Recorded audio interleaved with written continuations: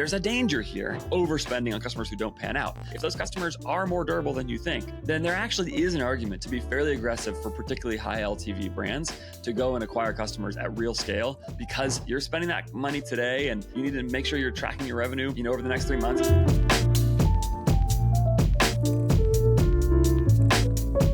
Why a cohort forecast is so helpful. You should not do what I'm saying right now if you are not good at forecasting your revenue with a cohort forecast. You absolutely should not do that. You also shouldn't do it if you don't have a cash flow forecast in place, if you don't have a clear sense of how cash is moving through your business. Like, you got to be a good operator here. There's a lot of details of this. But if that's real, there is an argument to stay more aggressive and to keep building a better, larger group of customers, because that LTV does go for longer than you think. This is particularly true, like I said, in higher LTV businesses like subscription. The other type of businesses that I've seen this be the case in is apparel businesses, where sometimes apparel businesses have really sticky customers. And I think it's because the way apparel businesses grow revenue, I'll talk more about this in a second, with returning customers, is they add product drops, right? So if I buy a shirt from your business and I like it, that's great. Like, if I like your clothes, there's a good chance I'm going to buy from you consistently without even much degradation of my buying patterns, sometimes with an even increase in my buying patterns, right? Over a long time. I've been buying my same Born Primitive workout shorts for a really, really long time because I love them. Same with their underwear, like their boxer briefs. I think they're the greatest boxer briefs in the game. So I'm going to buy them for forever. And when my last pair runs out or whatever, probably not last pair, I'll buy it before that. But like, you see what I'm saying, right? When you get a brand whose clothes you love, you will keep buying from them for a really long time. Plus, again, if you are as a brand, an apparel brand getting better, and this is often true with growing apparel brands, apparel brands, as they grow, often get better at releasing more products more often, getting sort of more professional about their product development process, releasing products across more different parts of a customer's potential wardrobe. Born Primitive is a good example of this. So in the last couple of years, they released shoes, and they had been working on that for a long time. Well, guess what? A lot of customers already loved, their female customers. They sold a lot of sports bras and leggings ahead of time, and their male customers, they sold a lot of workout shorts and shirts over that time. Well, if you love those and you love that brand, you buy some shoes. And so the only reason I don't own a pair yet is because they were sold out when I looked, right? They were doing so well. And so that actually increases that value over time. Those customers are worth a lot. So apparel businesses in particular have this dynamic in play, I think, where the more that you have that, and it's really any brand that has like a reason to do consistent product releases over a long period of time, that's the way you create that value for in a category where customers have a reason to keep coming back. Just to recap again, number one, forecast it, manage it and forecast it. Measure it and forecast it. Number two, it's more durable than you think. Number three, it lasts for longer than you think. Number four, here's the other thing, it's less changeable than you think. And what I mean by that is, it is hard, very hard, to make a major impact on your LTV. Now, I'm going to tell you how to do that, but at least it is hard to do that with tactics, okay? So it actually is very possible to make a very large impact on your LTV, but it's not by typically getting people to change their behavior in relationship to their product. Like, here's a classic one that people try to do with tactics. They say, like, we're going to acquire a customer on product A, and then we'll convince them to go over to product B. Like, that's not impossible. And again, in certain categories like apparel, like I just mentioned, it's much more possible because that's sort of part of what it means for a customer to buy that product. But beyond that, it's actually extremely hard to cross-sell to past customers. The vast majority of the LTV you're going to create is going to be people rebuying the product they initially bought in a lot of different categories. Okay, again, there's exceptions to this. Probably depends on your category a little bit. Apparel is the obvious exception here. But people mostly are going to rebuy the product they already have. So you can, people will say this, we'll acquire customers on this product, which doesn't have very good LTV, but that's because we're doing a bad job of selling them the other product. So product A, bad LTV product, but easy customer acquisition product. We'll sell them product B, which is a much better LTV product. And we'll do that after selling them product A with great email and SMS. The thing is, it's just extremely hard to do that.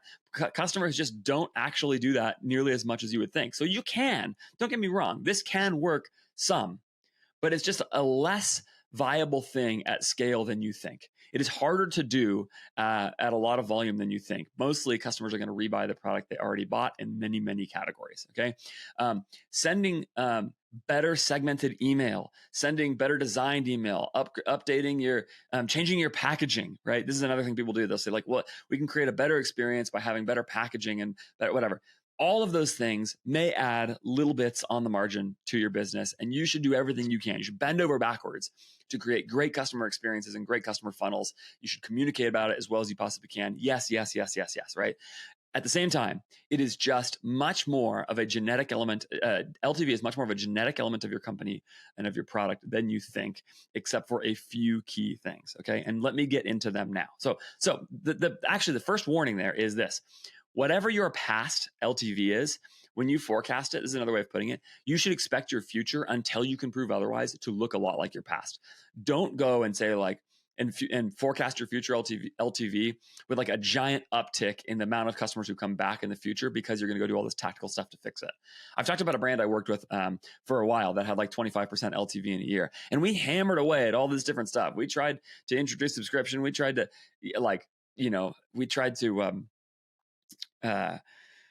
what was I gonna say? We tried to introduce subscription. We tried to send more email. We tried to come up with all, whatever.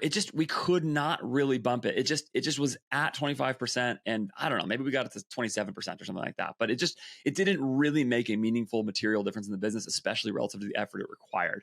And that's because LTV is primarily a function of your customer's relationship to the product. It is not something else. It is your customer's relationship to the product. Okay.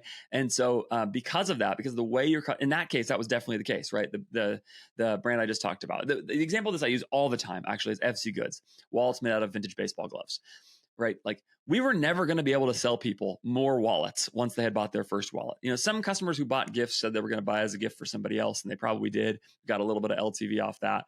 So that, they bought the same gift for multiple people. Great. But like, once somebody bought a wallet, there was actually one customer who bought a bunch of wallets from us who really loved them, right? But like, that was one customer, okay? I still remember I talked to him about what he was doing. Like, it was just like a hobby. It became a hobby for him. He just liked it. So yeah, that's the way to think about this. That's an extreme example, but it is about the way your customer relates to the product first and foremost. And therefore, it's really, really hard to change with tactics, okay? All right, so if you can change it, how can you do it? And there are some things to mention here. They're just not quite the thing that people think of tactically. It's not like media buying in that respect, where it can make a really big difference, okay? So let's talk about number 5, ways to change and ways to impact, I should say, your LTV, okay? Okay, so I'm going to go through a few of them here. We're all going to put them in this subcategory, and then we're going to split one out separately, okay? First, send more email and SMS. And I want to be clear about what I just said. Send more email and SMS, not more targeted email and SMS, not more segmented email and SMS. The number one way to use email to drive more revenue than you're driving right now is to send more email. People are not annoyed by your emails. They may unsubscribe a little bit, but it's not going to really create a serious problem in your business. If they were unsubscribing, sometimes it's actually good churn. They weren't going to buy from you anyway. Send more, send more, send more. Okay. If you're sending 2 emails a week right now, start working right now on getting it to 4. Now, again, if you have very little to talk about in your business because you have the same couple of products, there isn't much to say, fair enough. But send more email and SMS for most businesses is the way to use that channel to drive more returning customer revenue. That simple. Again, probably not going to overhaul your business completely, your LTV completely, but may make some difference, at least on the edges. And sometimes if you have a wide enough group of products and a wide enough product catalog, you can actually create a more meaningful amount of value here. Okay, but it's really hard. Mostly just send more email and SMS. Okay. Number 2, this is the thing that almost everybody thinks about wrong with LTV. And it's that the way you generate LTV is not by getting a customer to relate differently to the product that they already bought, but it is to release more products and have more sales. Okay. So more sales is dangerous because you can sometimes just cannibalize your own revenue. So we're going to leave that aside. What you'll see pretty much every year at Black Friday is that there is a big bump in your cohort value at Black Friday. And this is sort of the indication of what I'm talking about. It will be incremental to some degree, having a promotion, especially for products and categories where customers might want to rebuy at some point. Well-considered promotions can definitely create additional revenue. But the point of this is that you create LTV in moments components, not by improving your evergreen processes. Like, here's the thing that people go down the road of that is just like a waste of their time. They decide that the way they're going to improve LTV is by building really careful flows post in their email post purchase for customers, and they're going to let those run in the background and make it so that every customer is more valuable after they buy. That's like sort of the evergreen LTV approach, where what you're trying to do is make it so that like